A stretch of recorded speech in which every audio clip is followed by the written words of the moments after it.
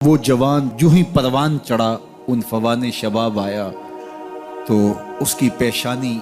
سجدے کے تقدس سے مالا مال ہو گئی، اس کی آنکھوں میں حیا اور شرم کے پہرے آ گئے، اس کے خیالوں میں پاکیزگی آ گئی، اس کی زندگی کے شب و روز نیکی کے ماحول میں بسر ہونے لگے، اس کی راتیں ذکر الہی میں،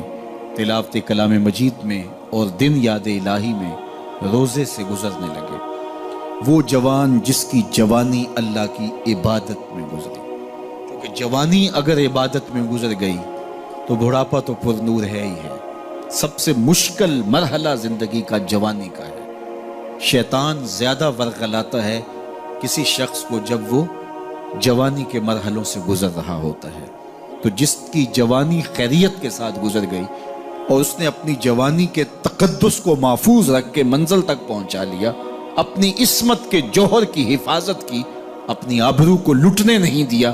اپنی آنکھوں کی شرم و حیا پر پہرے بٹھائے اور آنکھ کو برباد نہیں ہونے دیا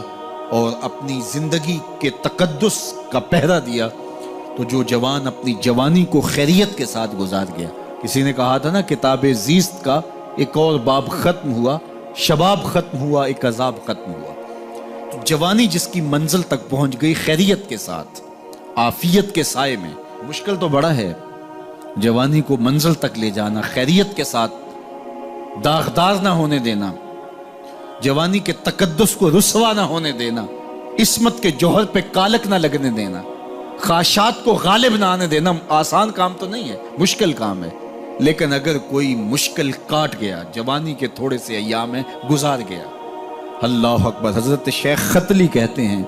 داتا گنج بخش علی حجویری علیہ رحمہ کے مرشد ہیں، الدنیا یوم ولنا فیہا صوم۔ وہ کہتے ہیں دنیا ایک دن ہے، ہم روزہ رکھ کے گزار رہے ہیں۔ تو روزہ رکھ کے سارا دن گزر ہی جاتا ہے، دوپہر بھی آتی ہے گزر جاتی ہے،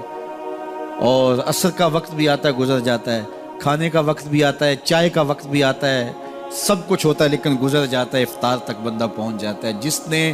زندگی روزے کی طرح گزار دی، جس نے جوانی روزہ رکھ کے گزار دی، خواہشات کو بے قابو نہیں ہونے دیا، مشکل کام تھا لیکن اس نے مشکل کام کر دکھایا۔ اجر کتنا بڑا ہے، سنیے اللہ کے محبوب کی زبان سے سنیے۔ حضور نے ارشاد فرمایا جو سیدنا ابو ہریرہ کے ذریعے سے ہمارے تک پہنچا، فرمایا قیامت کے دن جب سورج کا رخ سیدھا ہوگا، زمین تانبے کی ہوگی، لوگ پسینے میں شرابور ہوں گے، کوئی ٹخنوں تک پسینے میں، کوئی گھٹنوں تک، کوئی کمر تک، کسی کو پسینے کی لگام دی جائے گی، اور وہ پسینہ ایسے نہیں ہوگا جس طرح یہ پسینہ ہے، اتنا گرم ہوگا۔ ابن رجب حنبلی کہتے ہیں اس پسینے کا ایک قطرہ اگر احد پہاڑ پہ ڈال دیا جائے تو وہ پگھل جائے، اتنا گرم ہوگا، بدبودار اتنا ہوگا، ایک قطرہ دنیا پہ ڈال دیا جائے، انسان کیا جانوروں کے دماغ بھی پھٹ جائے۔ اس پسینے میں لوگ شرابور ہوں گے، لیکن جس نے اپنی جوانی کو عافیت سے گزارا ہوگا، کل قیامت کے دن جب کوئی سایہ نہیں ہوگا، اللہ اس جوان پر اپنے عرش کا ٹھنڈا سایہ عطا فرمائے۔ وہ شخص جس کو کسی عورت نے دعوت گناہ دی اور وہ صاحب منصب تھی، صاحب جمال تھی، اور اس نے یہ کہہ کہ یہ خواہش، یہ آرزو مسترد کر دی، انی خاف اللہ۔ اسی طرح کوئی عورت ہے تو اس نے اپنے تقدس کی حفاظت کی، اپنی آبرو پہ پہرا دیا اور کسی پیشکش کو ٹھکرا دیا، تو فرمایا قیامت کے دن جب کوئی سایہ نہیں ہوگا، اللہ اسے بھی اپنے عرش کا ٹھنڈا سایہ دے گا۔ کیسا سخت دن ہوگا، اور وہ کس اعزاز میں ہوگا، کس تکریم میں ہوگا۔ یہ تو 4 دن 10-20 سال ہیں، اور وہ 50,000 سال کا ایک دن۔